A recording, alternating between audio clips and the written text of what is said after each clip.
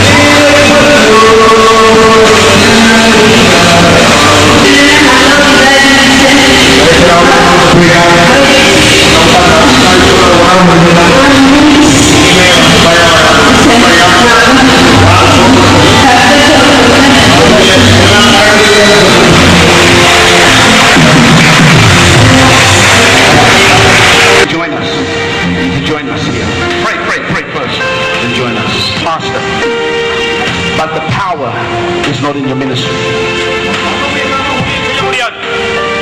You have to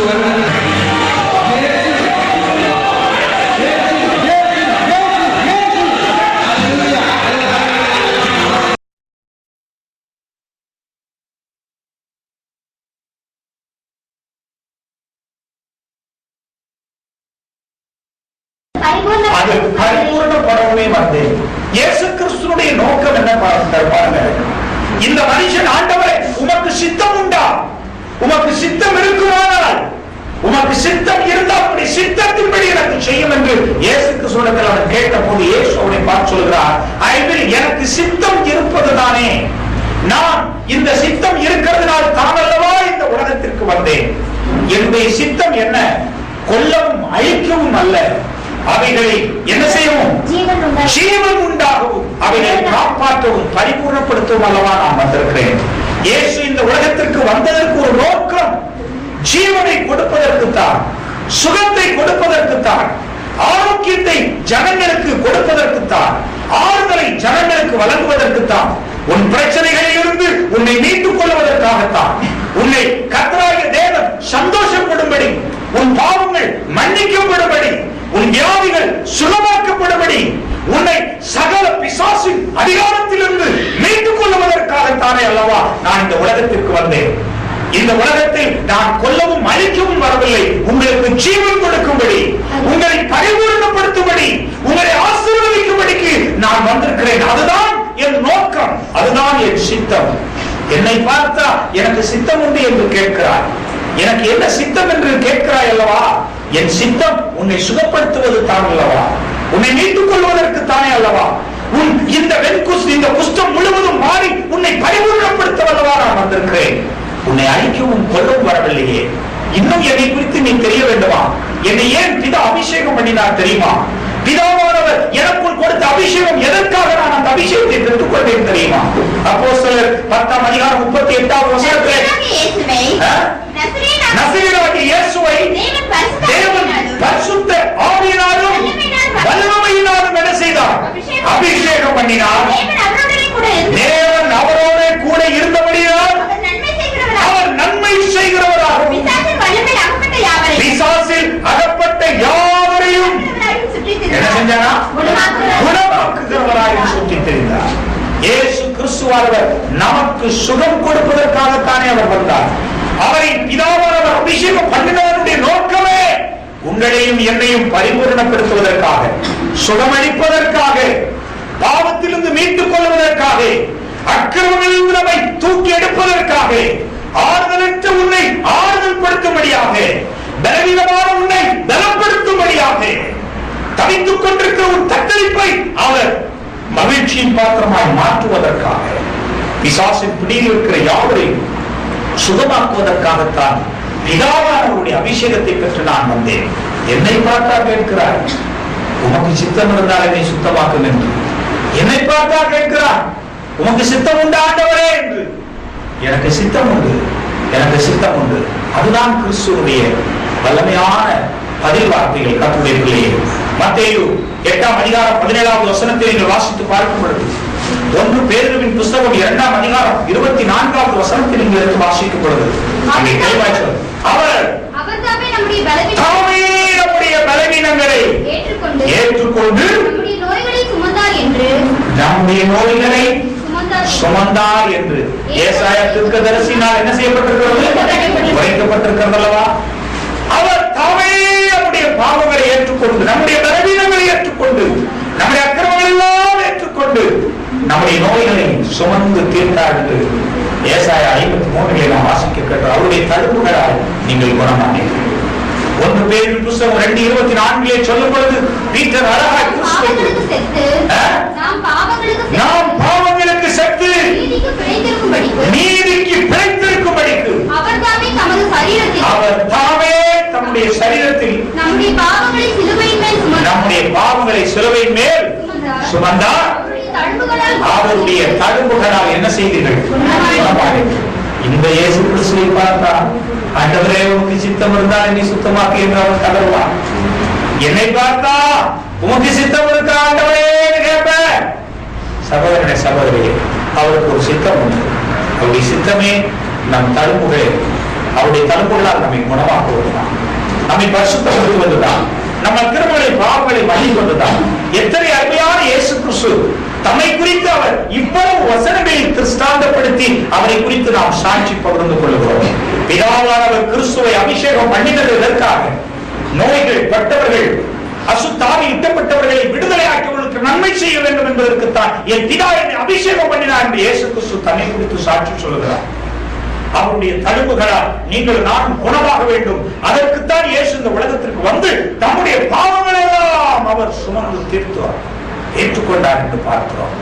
என் அன்பான தேவனுடைய பிள்ளைகளே, இந்த மனிதன் வந்து சரீரம் முழுவதும் நிரப்பப்பட்ட நிலைமையில், குஷ்டங்களால் நிரம்பி அழுகி தொங்குகிற நிலைமையில் இயேசுவை பார்த்து, இயேசுவே உமக்கு சித்தம் இருக்குமா ஆண்டவரே, உமக்கு சித்தம் இருக்குதா ஆண்டவரே, என்னை சுகமாக்க மாட்டீரா என்று கதறி கேட்ட போது இயேசு சொன்ன ஒரே ஒரு வார்த்தை, yes I will, yes I will, ஆம் எனக்கு சுத்தம் உண்டு என்று சொன்னார்.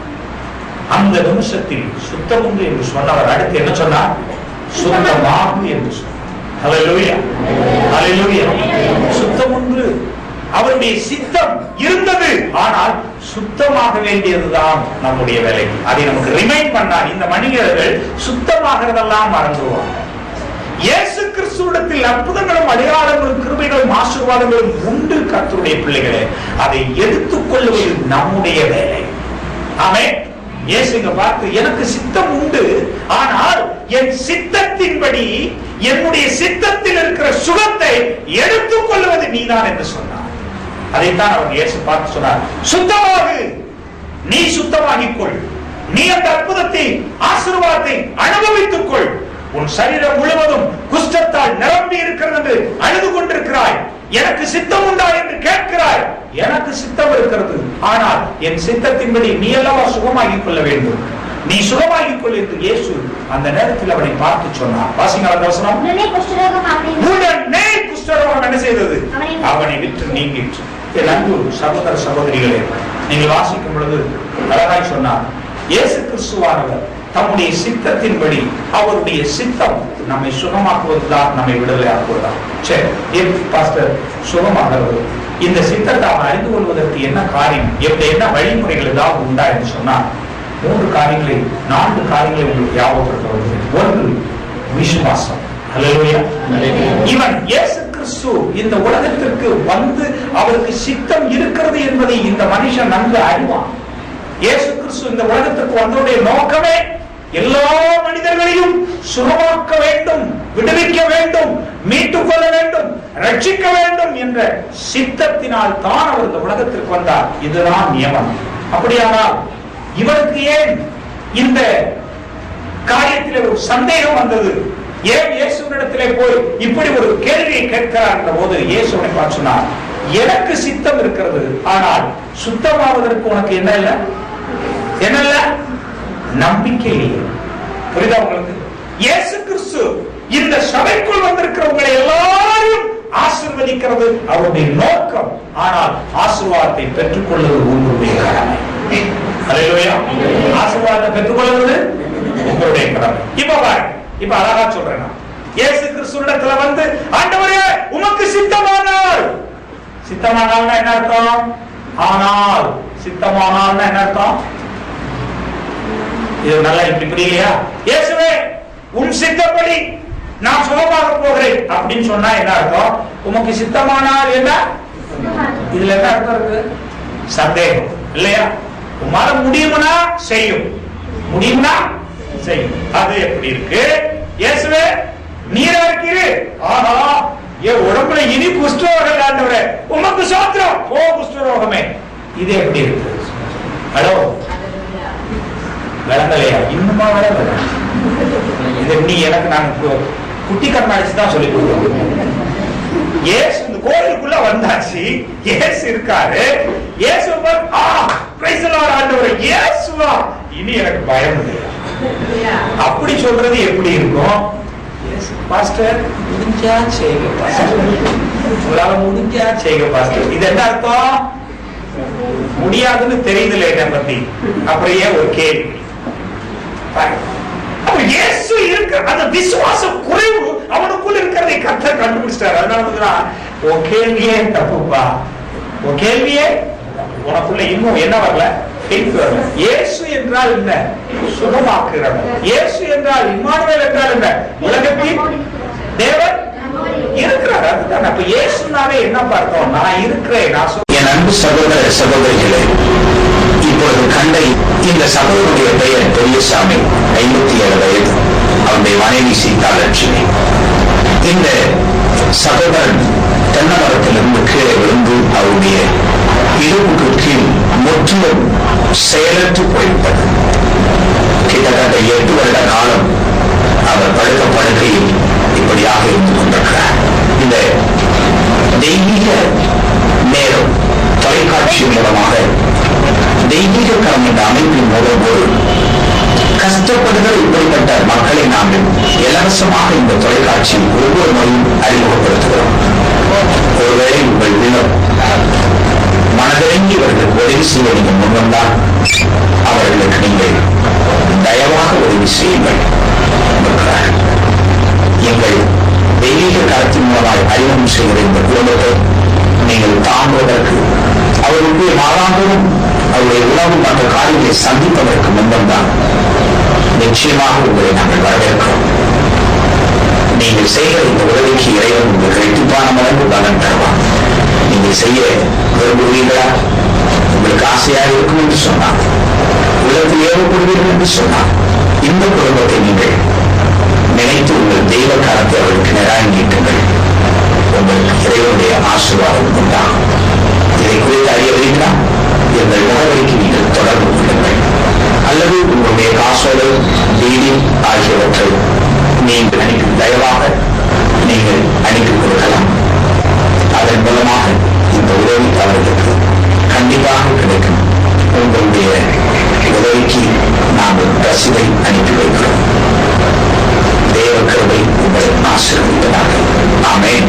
திட்டம் ஏழைக்கு இறங்குகிறவன் இறைவனுக்கே கொடுக்கின்றான் என்ற இந்த திட்டத்தின் கீழ் நீங்கள் இந்த இறைவனுக்கு கொடுக்கும் திட்டத்திலே ஒரு பங்காளர்களாக நீங்கள் உங்கள் குடும்பத்தோடு இணைந்து கொள்வீர்களானால் நிச்சயமாக இதிலே இந்த இறைவனுக்கு கொடுக்கும் திட்டத்தில் நீங்கள் பங்காளர்களாக சேர்ந்து கொள்ளும் போது உங்களுக்காக எங்களுடைய ஜெப உறுப்பினர்கள் எப்பொழுதும் உங்கள் பிரச்சனைகளுக்காக ஜெபிக்கவிருக்கிறார்கள்.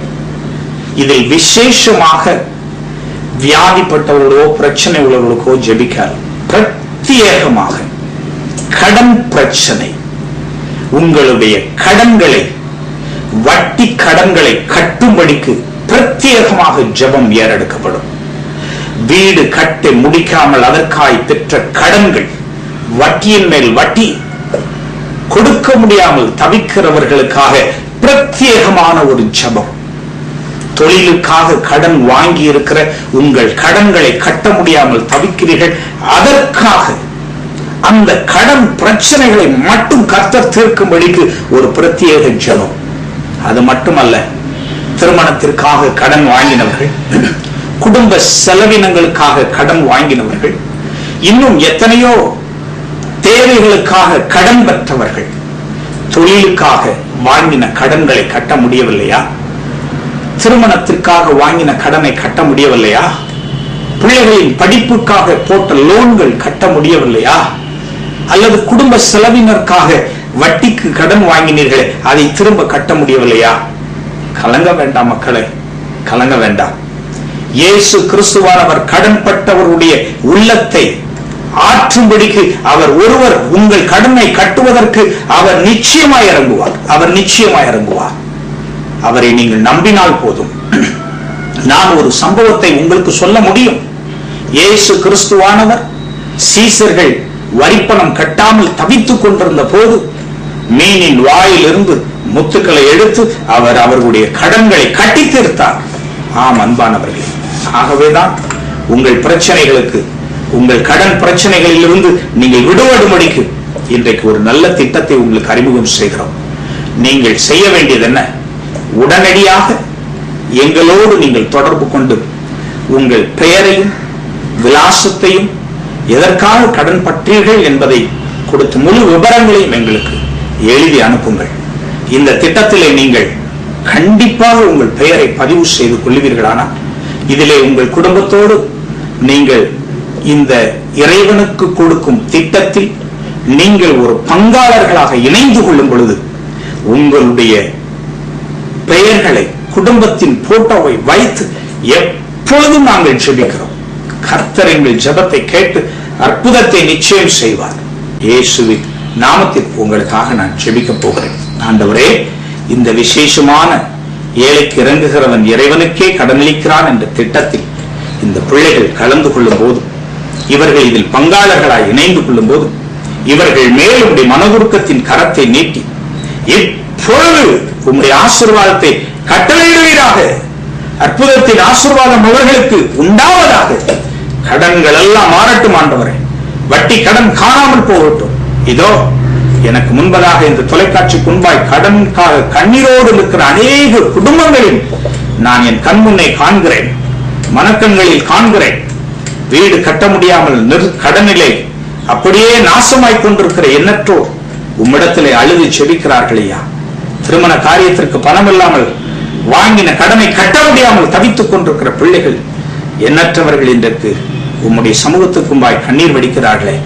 ஆண்டவரே, படிப்புக்காக பிள்ளைகளுக்கு வாங்கின கடன், தொழிலுக்காக வாங்கின கடன் எல்லாம் நட்டமாய் போய் கடன் கட்ட முடியாமல் உயிரை மாய்த்துக் கொள்ளக்கூடிய அளவிலே தவித்துக் கொண்டிருக்கிற இவர்கள் மேல் இப்பொழுது மனம் இறங்கும். இந்த ஜெபத்தை கேட்டுக் கொண்டிருக்கிற போதே இவர்கள் இந்த திட்டத்திலே, ஏழைக்கு இறங்குகிறவன் திட்டத்தில், இறைவனுக்கு கடனளிக்கும் திட்டத்தில் இவர்கள் பங்குள்ளவர்களால் நிற்கிறார்கள். இவர்களை அணைத்துக் கொள்ளும். முத்தமிடும் சுவாமி, இந்த கடன் காணாமல் போவதாக. வாங்கினவர்கள் கடனுக்காய் மிரட்டாதபடிக்கு அவருடைய இதய கதவுகளை உடைப்பீராக. அவரிடத்தில் சமாதானம், வட்டி இல்லாவிட்டாலும் இந்த கடனை கட்டி முடிக்கும்படி ஒரு இரக்கத்தை காண்பியும் ஆண்டவரே. அப்படி செய்ய போவதற்காக நன்றி. நன்றி இயேசு சுவாமி. கிருபைக்கு ஒப்புக் கொடுக்கிறேன், பொறுப்படுத்திக் கொள்ளும். இயேசு கிறிஸ்துவின் நாமத்தில் ஜெபிக்கிறேன் நல்ல பிதாவே. ஆமென், ஆமென். ஆம் அன்பானவர்களே, இப்பொழுதே ஏழைக்கு இறங்குகிற இறைவனுக்கு கடனளிக்கிறான் இந்த திட்டத்தில் நீங்களும் ஒரு பங்காளர்களாக மாறுங்கள். உங்கள் முகவரியையும் உங்களுடைய காரியம் எங்கள் தொலைபேசிக்கு உடனடியாக தெரியப்படுத்துங்கள். உங்களுக்கு அதை குறித்த முழு விவரத்தை நாங்கள் அனுப்பி வைப்போம். கர்த்தர் உங்களை ஆசீர்வதிப்பாராக. ஆமென். எங்க மகனை போட்டு ரொம்ப ஒருத்தர்கிட்ட கடன் வாங்கிட்டோம். அந்த பொண்ணை ரொம்ப கேவலம் பேசிட்டு தானே டெய்லி அவர் குடிச்சிட்டு வந்து எங்கள் பொண்ணை ரொம்ப சித்திரவு பண்ணுவாருன்னு ரொம்ப அவளும் நுழைஞ்சு போய் கம்பெனியில் பணம் வரல. வேற ஒரு பையன் 35,000 தரணும், அந்த பணம் வரல. அப்போ உங்கள்கிட்ட நான் ப்ரேயர் பண்ணுறதுக்கு அப்போவே அந்த நம்பரை எடுத்துட்டு பேலன்ஸ் இருக்கான்னு கூட பார்க்கல என் செல்லில். அப்போ நீங்கள் சொன்னீங்க, அம்மா ஜெபம் பண்ணுறேன், கண்டிப்பாக அந்த பணம் கிடைக்கும்னு சொன்னீங்க. அந்த 2 நாள் வெள்ளிக்கிழமை ப்ரேயர் பண்ண மதியானமா, திங்கக்கிழமை வரும்போது இந்த பணம் 15,000 மட்டும் கொண்டு வந்து கொடுத்துட்டு மீதி பணம் ஒரு வாரத்துக்கு தரமா அப்படின்னு சொன்னாங்க. அப்போ அந்த எங்கள் பொண்ணுகிட்ட சொன்ன, தைரியமாக இருமா, பிரதர்கிட்ட ஃபோன் பண்ணியிருக்கேன், நீ ஜெபம் பண்ண, கம்பெனிலேருந்து ஜெபம் பண்ண, உடனே ஃபோன் பண்ண, கண்டிப்பாக கிடைக்கும், இதில் ஒரு பொருத்தனை பண்ணி ஜெபம் பண்ணேன். அந்த ஆலயத்திற்கு நம்ம கொடுப்போம் ஜெபம் பண்ணினா அவ்வளோ பண்ணிட்டேன். அப்போ அந்த 20,000 கொண்டு தான் என்கிட்ட கொடுக்கணுன்னு சொல்லிட்டு அந்த காணிக்கு எடுத்து 1000 ரூபாய் தூக்கி தனியாக வச்சுட்டேன் பேபில். அப்போ மிச்சத்து பணத்தை அப்படி வச்சுட்டு அடுத்த போன வாரம் ஞாயிற்றுக்கிழமை கொண்டு போய் அந்த கடனாருக்கு கொடுத்துட்டோம். மேல வச்சு ஜெபிச்ச உடனே கர்த்தர் உங்களுக்கு அற்புதம் செய்யறார் இல்லையா? இப்படி உங்களுக்கு பணத்துக்காக ஜெபிச்சு உடனே கிடைச்சது, அது போல உங்களுக்கு வாழ்க்கை முதலாவது மாறும். புரியுதா? நீங்க ஆண்டவருக்கு உண்மை உள்ளவர்களா இருக்கும்படி ஒப்பு கொடுங்க. இந்த நிமிஷத்தில் இந்த மகளினுடைய எல்லா சாபங்களும் நீக்கப்பட வெற்றியை பெற்றுக் கொள்ளட்டும். ஆசீர்வதியும் இயேசுவின் நாமத்தில் கர்த்தர் உங்களை ஆசீர்வதிச்சிருக்கிறார். இன்றையிலிருந்து துக்கத்தை காண சரியா? சமாதானம் உங்களுடைய வாழ்க்கையில். ஆண்டவரே, உங்களுடைய பிள்ளைகள் கொடுத்து பொருத்தனை பண்ணியிருந்தாங்களா? ஆண்டவருக்கு செய்யறாங்க. இயேசுவின் நாமத்தில் இவர்களுடைய இந்த காணிக்கையை நீர் ஆசீர்வதித்து உங்களை மேன்மைப்படுத்தும் ஆண்டவர். கிருபைக்கு ஒப்புக் கொடுக்கிறேன். எல்லா தடைப்பட்ட பணங்கள் வந்து கிடைக்க கிருபை தாரும். ஆசீர்வதியும் இயேசுவின் நாமத்தில் பிதா. கர்த்தர் உங்களை ஆசீர்வதிப்பார். ஆராதிப்போம், துதிக்கு பாத்திரர் உம்மை என்றும் ஆராதிப்போம்.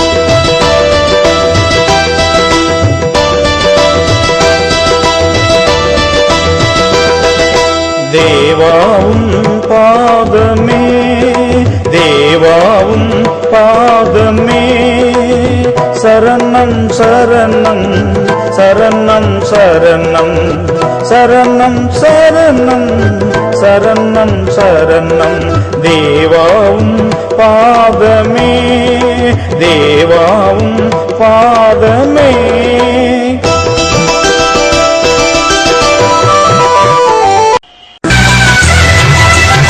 சுமை தாங்கியே சுமக்கின்ற போது சுமை